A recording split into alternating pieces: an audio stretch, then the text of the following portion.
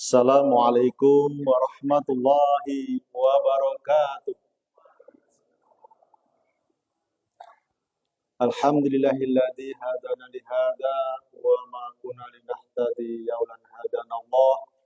Asyhadu an la ilaha illallah wahdahu la syarikalah wa asyhadu anna Muhammadan abduhu wa rasuluh. Allahumma shalli wa sallim ala Muhammad wa ala alihi wa sahbihi ajma'in. Amma ba'd. Pertama dan utama, mari kita senantiasa ucapkan hamdalah, alhamdulillah rabbil alamin, karena kita masih diberikan kenikmatan yang luar biasa dari Allah Subhanahu wa taala. Maka hanya ucapan alhamdulillah rabbil alamin kita panjatkan kepada Allah Subhanahu wa taala. Salawat dan salam semoga senantiasa tercurah pada Rasulullah sallallahu alaihi wasallam dan kepada keluarga, sahabat, dan pejuang-pejuang Islam yang senantiasa istiqomah. Bapak-bapak, ibu-ibu, jamaah sholat maghrib Masjid Nur Salimah yang sama-sama mengharap ridha Allah Subhanahu wa taala. Alhamdulillah pada hari ini saya diberikan kesempatan untuk memberikan nasihat bagi saya pribadi, dan mudah-mudahan nasihat ini bisa berkenan pada Bapak Ibu sekalian. Apa kabar Bapak sekalian? Alhamdulillah sehat. Ya. Masih bisa berjalan, masih bisa makan, apalagi masih bisa nginai barang yang elok-elok. Baca masih bisa.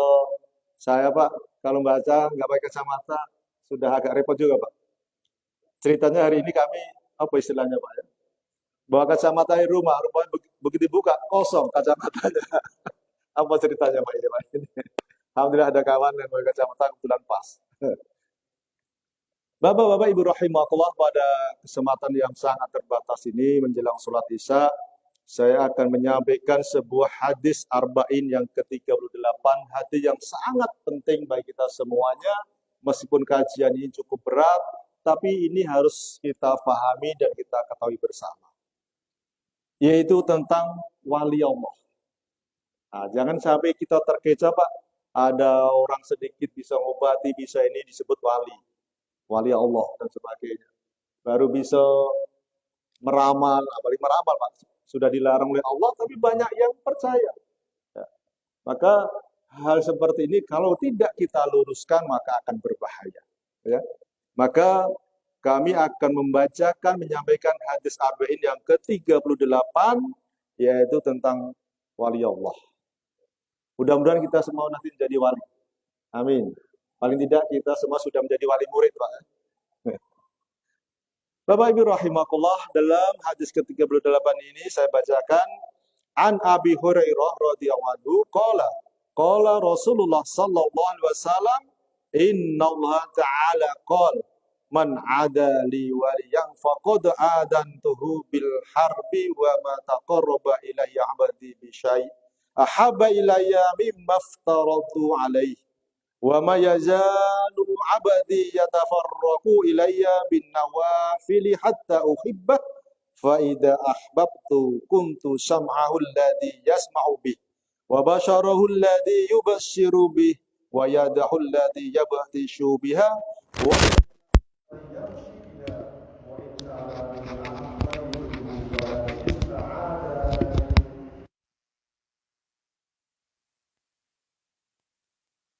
dari Abu Hurairah radhiyallahu anhu berkata, Rasulullah sallallahu alaihi wasallam bersabda, Allah berfirman, barang siapa yang memusuhi waliku, maka aku menyatakan perang terhadapnya.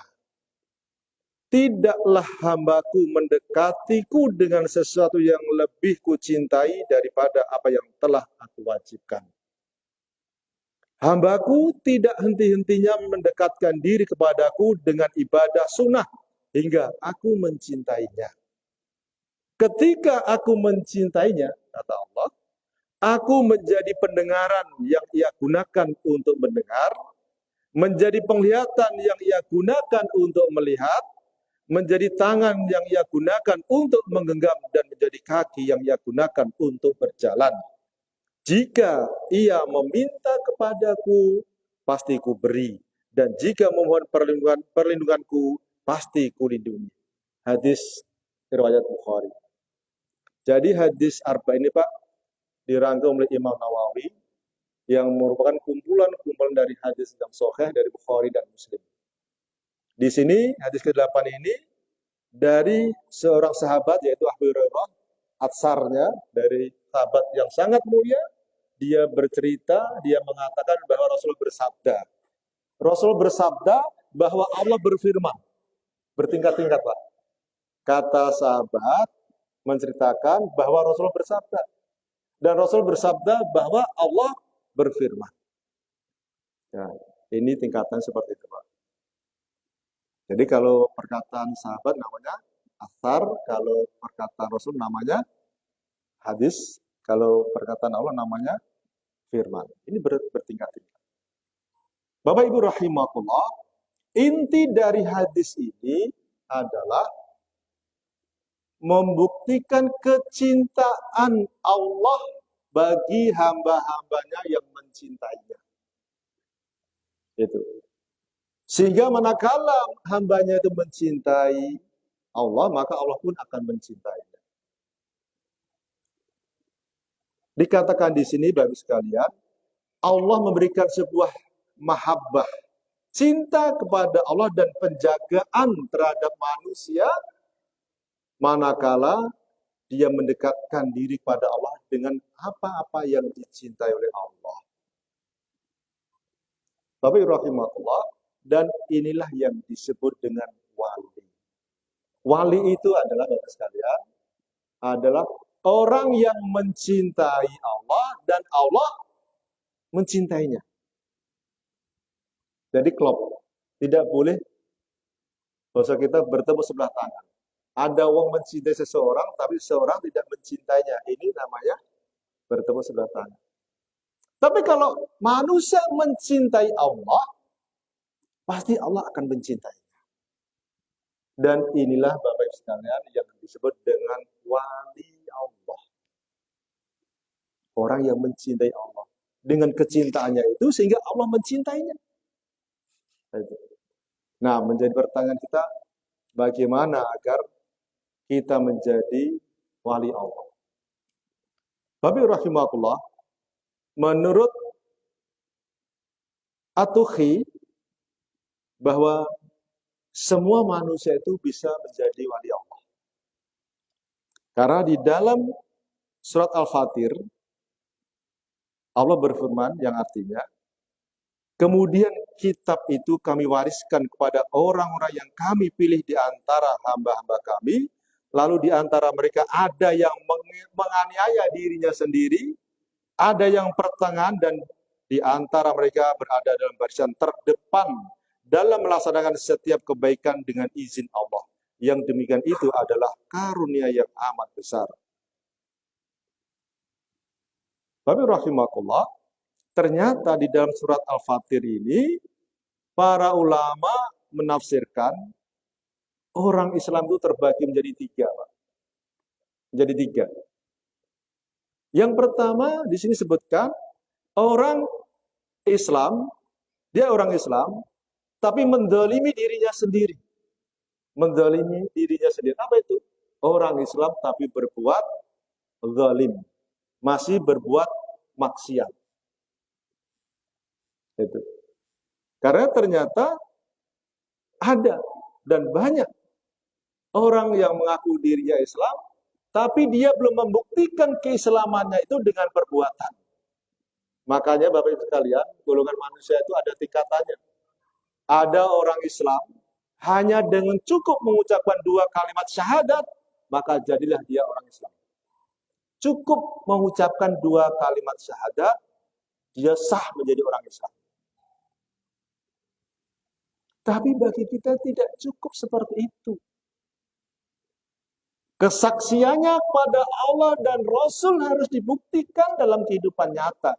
Itulah yang disebut dengan iman. Meyakini dalam hatinya kebenaran akan Islam, dan dia ucapkan dengan lisan dan dibuktikan dengan amal perbuatan. Ini baru iman, Pak sekalian. Islam, iman. Banyak orang Islam belum beriman. Dan banyak orang yang beriman belum naik derajatnya, yaitu apa?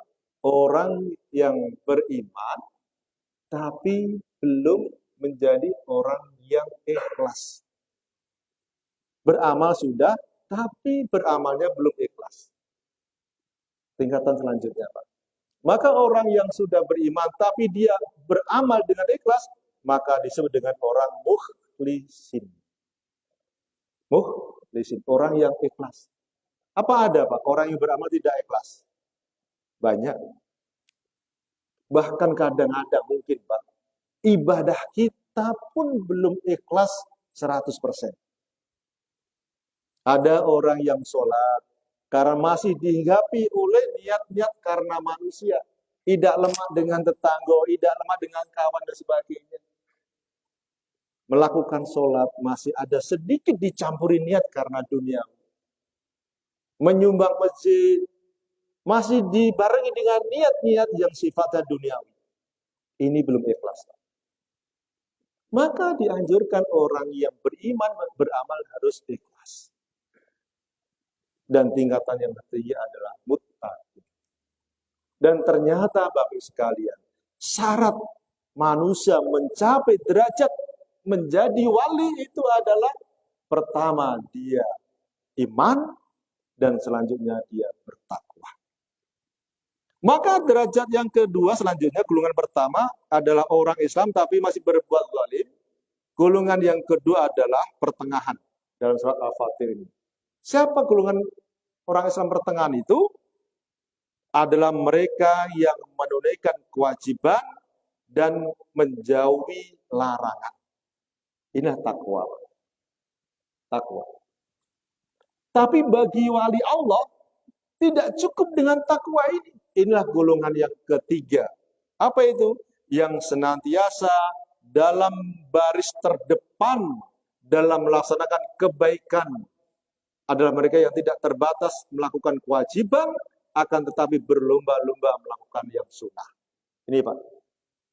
Jadi ternyata wali Allah itu, Bapak sekalian, setelah dia beriman dan bertakwa, dia senantiasa berlomba-lomba untuk mengerjakan yang sunnah. Ini Pak. Itulah baru disebut dengan wali Allah. Yang sunnah dianggap wajib. Yang wajib apalagi dikerjakan, pasti. Maka orang wali Allah itu sekalian, hukum Islam itu ada 5. Wajib, sunnah, mubah, makruh, haram. Maka amalan wali Allah itu Bapak sekalian, yang makruh itu apa Pak? Yang makruh itu kalau dikerjakan berdosa, kalau ditinggalkan berpahala. Makruh Pak. Dikerjakan berdosa. Contohnya apa Pak? Makruh itu. Gampang Pak ya. Ya mohon maaf. Banyak ulama mengatakan rokok itu makruh Pak. Banyak ulama, bukan saya Pak ya. Rokok itu makruh. Ya. Makruh. Apa artinya? Kalau ditinggalkan mendapatkan pahala, kalau dikerjakan berdosa. Maka bagi orang yang bertakwa, yang makruh itu haram. Bagi orang yang bertakwa tadi. Yang makruh menjadi haram, bukan dikerjakan lagi. Itu. Ya, makan jengkol katanya ada yang makruh, ngomongin makruh, Pak. Ya. Kalau dikerjakan berdosa, haram. Ya. Kalau ditinggalkan mendapatkan pahala. Benar nggak Pak? Atau balik? Contoh rokok tadi, rokoknya makruh. Kalau dia ngerjakan rokok berdosa, ditinggalkan berpahala. Tapi ini pendapat ulama, sebagian ada yang mengatakan boleh Pak, tapi banyakkan haram. Bagi wali Allah, yang makruh itu jadi haram. Yang haram apalagi?